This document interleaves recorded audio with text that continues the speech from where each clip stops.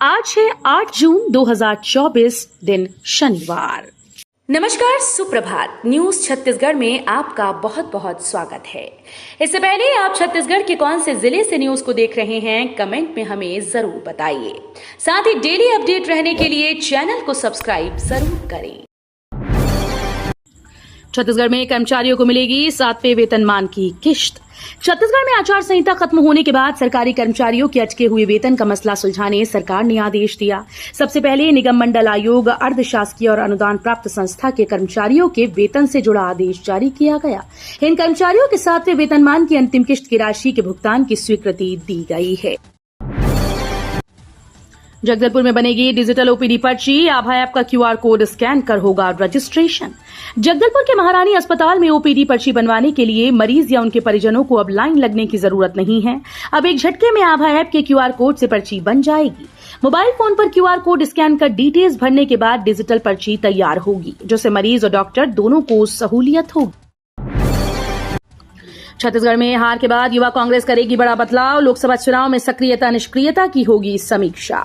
मध्य प्रदेश युवा कांग्रेस की तर्ज पर छत्तीसगढ़ युवा कांग्रेस भी बड़े बदलाव करने वाली है। इसे लेकर जल्द ही प्रदेश स्तरीय समीक्षा बैठक की जाएगी। इसके बाद पदाधिकारियों के चुनाव में सक्रियता और निष्क्रियता को देखते हुए उनके पद घटाए या बढ़ाए जा सकते हैं। दरअसल विधानसभा और लोकसभा चुनाव में करारी हार के बाद युवा कांग्रेस की बड़ी बैठक होने वाली है। आचार संहिता खत्म होते ही छत्तीसगढ़ में ट्रांसफर शुरू। लोकसभा चुनाव को लेकर आचार संहिता खत्म होने के बाद अब प्रदेश में तबादलों का दौर शुरू हो गया है। छत्तीसगढ़ में राज्य शासन ने कई आईएएस और राज्य पुलिस प्रशासनिक सेवा में पदस्थ कई लोगों को इधर से उधर करने का काम किया। इस बीच राज्य सरकार ने कई आईएएस अधिकारियों को इधर से उधर किया। इसके साथ ही छत्तीसगढ़ पुलिस सेवा में पदस्थ कई पुलिसकर्मियों का तबादला भी किया गया। मेहतारी वंदन योजना पर सख्त हुई सरकार, जल्द शुरू होगी नामों की छटाई। छत्तीसगढ़ सरकार की फ्लैगशिप योजना मेहतारी वंदन को लेकर महिला और बाल विकास मंत्री लक्ष्मी राजवाड़ी ने बड़ा बयान दिया। उन्होंने साफ तौर पर कहा कि इस योजना के हितग्राहियों के आवेदनों की जांच की जाएगी। इसके साथ ही अपात्र हितग्राहियों की भी छटाई की जाएगी। विभागीय मंत्री लक्ष्मी राजवाड़ी ने यह भी कहा कि जिन पात्र महिलाओं के नाम नहीं जुड़ पाए और जिन्हें पात्र होते हुए भी योजना का लाभ नहीं मिल रहा, उनके नाम फिर से जोड़े जाएंगे। मोदी सरकार के तीसरे टर्म में इन 5 कामों में आएगी तेजी। लोकसभा चुनाव में एनडीए को बहुमत मिला है। नरेंद्र मोदी तीसरी बार प्रधानमंत्री बनने जा रहे हैं। केंद्र में लगातार तीसरी बार बीजेपी की सरकार बनने से छत्तीसगढ़ को कई फायदे होंगे। राज्य में इस समय बीजेपी की सरकार है। डबल इंजन की सरकार बनने से प्रदेशवासियों को बड़ा फायदा हो सकता है। छत्तीसगढ़ की 11 लोकसभा सीटों में से बीजेपी को 10 सीटों पर जीत मिली है। सभी जिलों में एक्टिव हुआ प्री मानसून। अगले 5 दिनों तक जमकर होगी बारिश। छत्तीसगढ़ में औसत पारा 42 से 43 डिग्री के आसपास है। हवा में 58% तक नमी है, जिससे मौसम में उमस बढ़ गई। इससे मौसम में बड़ी उमस ने लोगों को हलाकान कर दिया। अगले 5 दिनों तक प्रदेश में 1-2 स्थानों पर गरज चमक के साथ वज्रपात व अंधड़ चल सकती है। प्रदेश में 1-2 स्थानों पर मध्यम वर्षा दर्ज की गई। 6 महीने में तैयार होगा ब्रिज। चित्रकूट में बनेगा देश का सबसे बड़ा ग्लास ब्रिज। बस्तर नक्सलवाद के लिए मशहूर है, लेकिन छत्तीसगढ़ ये खूबसूरत इलाका जल्द ही देश का सबसे लंबा कैंटिलीवर स्काई वॉक के लिए जाना जाएगा। यहाँ इंद्रावती नदी पर स्थित चित्रकूट जलप्रपात पर इस पुल बनेगा, जिसका सैलानी लुत्फ उठा सकेंगे। करीब 100 फीट की ऊंचाई से वाटरफॉल और जंगल की खूबसूरती को निहारने का ये नजारा बेहद दिलचस्प होगा। सीबीएस प्रवेश परीक्षा का परिणाम घोषित। काउंसलिंग 10 जून से। पंडित रविशंकर शुक्ल विश्वविद्यालय की ओर से मूल विज्ञान केंद्र प्रवेश परीक्षा के परिणाम जारी कर दिए गए हैं। प्रवेश के लिए काउंसलिंग की प्रक्रिया 10 जून से शुरू होगी। प्रवेश परीक्षा में मिले अंकों के अनुसार मेरिट सूची बनाई गई। मेरिट सूची विश्वविद्यालय की वेबसाइट पर अपलोड कर दी गई है। बिलासपुर एयरपोर्ट से जगदलपुर एयरपोर्ट की होगी कनेक्टिविटी। बिलासपुर अंचल वासियों के साथ ही बस्तर के लोगों के लिए भी अच्छी खबर है। शुक्रवार से बिलासपुर एयरपोर्ट से जगदलपुर एयरपोर्ट की कनेक्टिविटी की गई। अलायंस एयर विमानन कंपनी ने सप्ताह में 2 दिन सोमवार, बुधवार, शुक्रवार को बिलासपुर से दिल्ली के लिए सीधी विमान सेवा प्रारंभ करने का निर्णय किया। जगदलपुर से वाया जबलपुर होकर दिल्ली आने जाने वाली अलायंस एयर की ATR 72 की विमान सेवा में विस्तार किया जा रहा है। छत्तीसगढ़ के दलपत सागर का बुरा हाल। करोड़ों रुपए खर्च होने के बाद भी साफ नहीं हुई जलकुंभी। छत्तीसगढ़ के बस्तर में मौजूद प्रदेश के सबसे बड़े तालाब दलपत सागर के जीर्णोद्धार के नाम पर करोड़ों रुपए खर्च करने के बाद भी नगर निगम नाकामयाब साबित हो रही है। छत्तीसगढ़ में जब कांग्रेस की सरकार थी उस वक्त 3 करोड़ रुपए दलपत सागर की सफाई और उसके सौंदर्यीकरण के लिए दिए गए थे।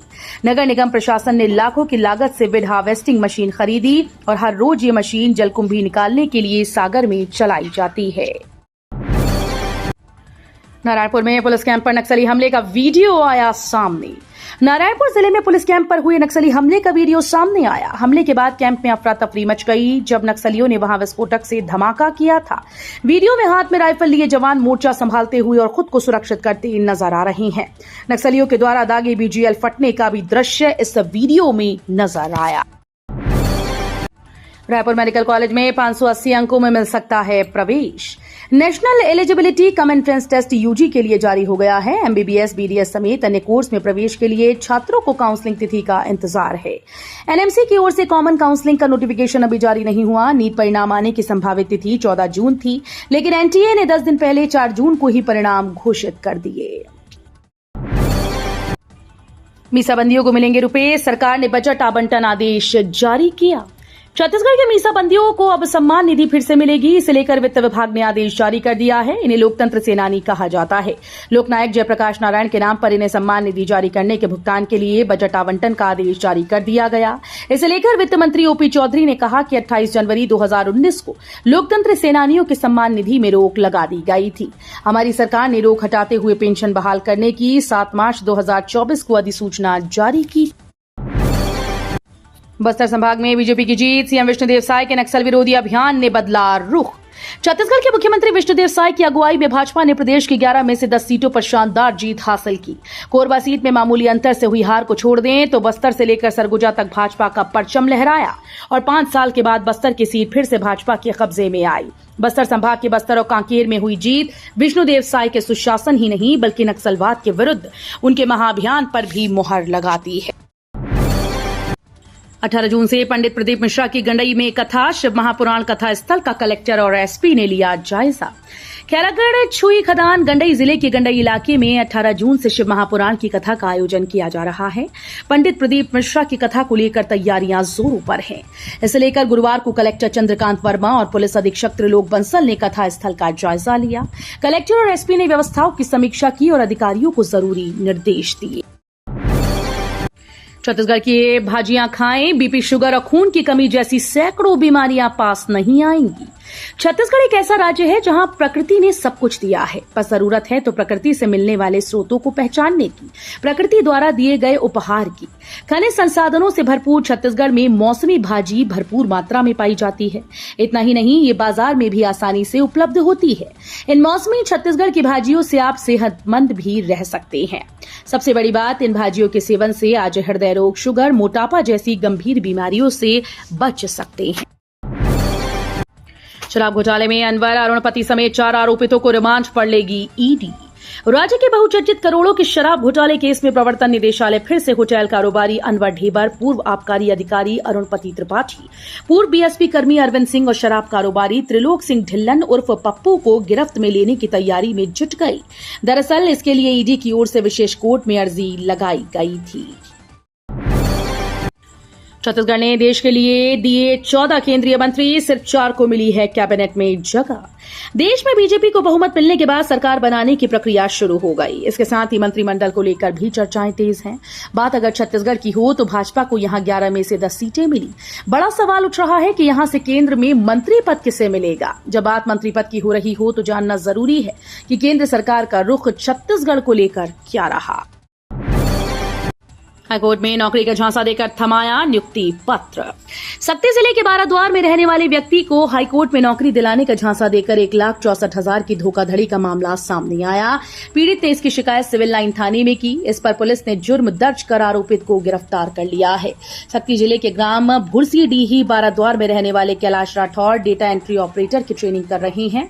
उन्होंने बताया कि सितंबर में हाईकोर्ट में नौकरी के लिए आवेदन किया था। इसी दौरान उनके दोस्त चांपा निवासी अमर सिंह धनवार ने फोन कर बताया कि बिलासपुर में रहने वाला चंद्रकांत पांडे रुपए लेकर हाईकोर्ट में नौकरी लगवा रहा है। रायपुर जेल में सौम्या सूर्यकांत को वीआईपी ट्रीटमेंट की जांच शुरू। जेल अधीक्षक ने बयान के लिए नोटिस जारी किया। रायपुर सेंट्रल जेल में बंद कैदियों को वीआईपी ट्रीटमेंट मिलने के मामले की जांच शुरू हो गई। सुविधाएं लेने वाले कैदियों में कोयला शराब घोटाला महादेव ऐप से सट्टा खिलाने वाले आरोपियों का नाम शामिल है। इन्हें शराब सिगरेट से लेकर फ्रिज, टीवी और माइक्रोवेव की सुविधा दी जा रही है। जेल से ही मोबाइल के जरिए सट्टा भी खेल रहे हैं। पिकअप माल वाहनों में सवारी बैठाने पर एक्शन। रायपुर ट्रैफिक पुलिस ने 12 ड्राइवर्स का लाइसेंस किया रद्द। रायपुर की ट्रैफिक पुलिस ने पिकअप माल वाहनों में सवारियों को बैठाने वालों पर एक्शन लिया है। ट्रैफिक पुलिस ने स्पेशल चेकिंग अभियान में कई इलाकों से गुजर रही 12 पिकअप गाड़ियों का चालान काटा, जबकि ड्राइवर्स के लाइसेंस को सस्पेंड कर दिया। बेमेतरा और कवर्धा में पिकअप हादसे में 28 लोगों की मौत हो गई थी। कार्यकर्ता मध्यावधि चुनाव के लिए तैयार रहें, पूर्व सीएम का दावा। योगी आदित्यनाथ की कुर्सी डोल रही है।